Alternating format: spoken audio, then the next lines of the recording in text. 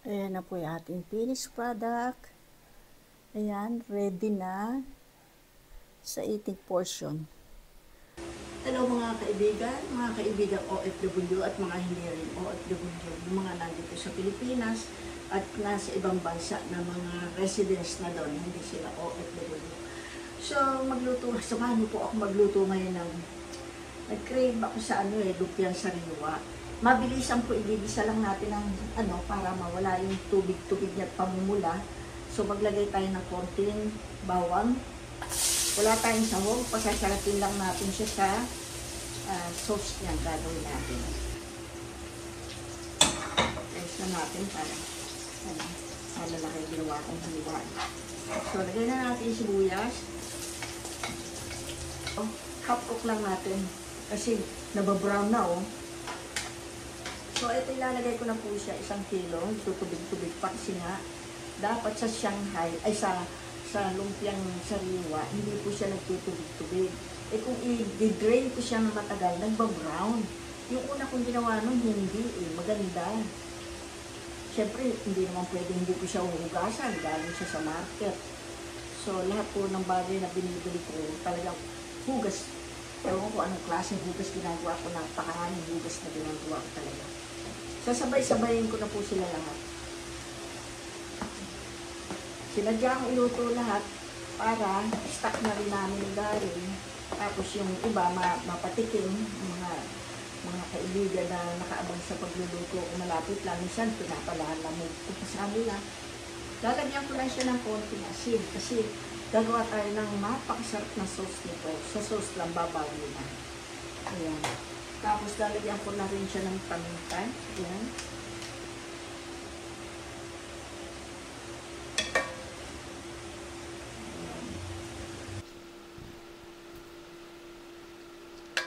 Ayan. Okay na siguro to. Pwede na to. Sakto na sa gusto kong mawala yung mainitan lang, mawala yung konting tubig-tubig niya. Off ko na po yung at baka siya lumambot. Ito po, ang una na lang natin gagawin, itong sauce muna. So, ito po, nagay ako ng 4 cups of water. Medyo warm na yung kinuha ko dito sa 1 cup muna. Kasi tatansyahin nyo yung tamis. Nasa inyo yan kung gusto nyo yung tamis na matamis o yung saktong tamis lang. Ako, ayan, 1.5 cup muna ilalagay ko sa 4 cups of water. Maglagay po tayo ng toyo. Babalansehin natin ng ang alat at saka tamis.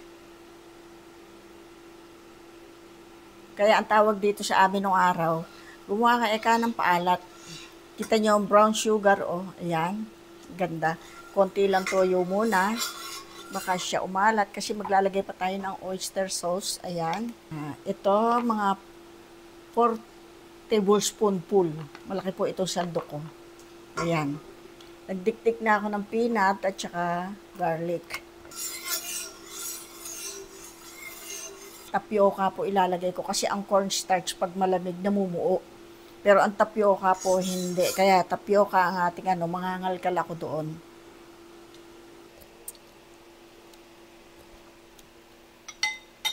Yung tamis niya, okay lang. Yung alat, kulang pa. Lagyan natin itong konting asin. Ayan. Ayan po siya. Tapioca starch. Nagpapasarap ito. Ayan, kumukulo na. Lalagay ko na. Pwedeng tumabang ito kasi nga ito. Ayan, ang ganda ng lapot niya, Uy! Uy, ganda, Kumulo na siya ng kumulo kahit wala na siyang So, ilalagay ko muna siya doon. 3 cups of water. Ayan siya. Ayan. Ayan, tandaan nyo po Ayan. 3 cups of water. Ito po yung cornstarch ko. Nakagarapon siya. Ay, nasa Tupperware na malaki. Nag-i-stock talaga ako ng marami. So, 1.5 po ito sa 3 cups of water. 1. Ayan. Cornstarch. So, sa 3 cups na water, 1.5 cup na cornstarch. 6 pieces na egg.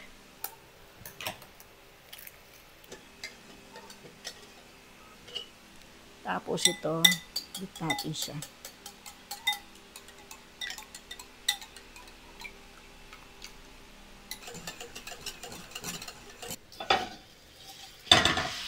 Ayan.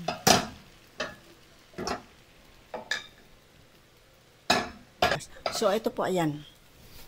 Ay, nasira. Hindi ako marunong Ayan. Mainit.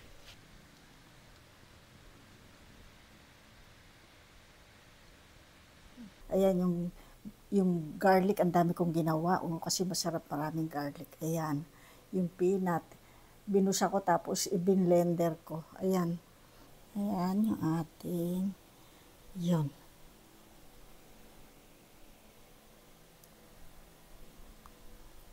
So, yung bawang, mamaya ko na ilalagay. Ang ganda ng balat natin. Ayan, magkukumot siya.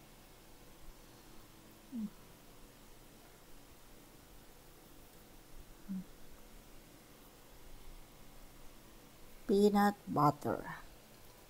Hindi peanut butter. Ano pala siya? Ginrind na peanut. Tapos, lagyan natin siya ng bawang.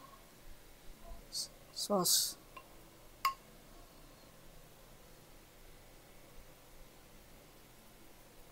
Ulala. Ayan na po yung ating finished product. Ayan, ready na sa eating portion. Eating portion na po tayo. Shout out po sa mga kaibigan natin, followers natin, yung mga nakakasabay ko sa LRT, nakakasalubong ko sa Marikina, sila Bench Concepcion, tsaka yung mami niya, tsaka yung misis niya si April. Kain po tayo. Yung iba po, maglilista na ako ng mga kasi ang dami kong ginagawa, pasensya na kayo. Inumuna. So, ito po, naku, manyaman kaayon. Gusto ko siyang i-mix. Unang subo po para sa inyo, mga nakaabang at hindi nagsasawang manood ng YouTube channel ng Prinsesa ng Kusina. Ito po, para sa inyo po ito.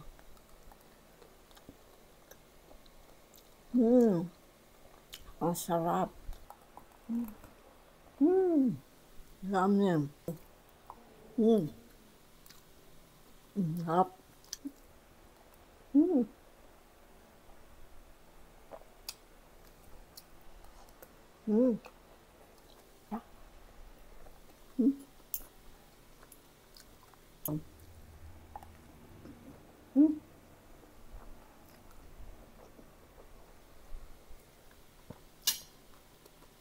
Ba't kaya ibang nagmumukbang? Ang laki na naisubo nila, hindi namumuwalan. Parang ang laki ng guwang din sa loob.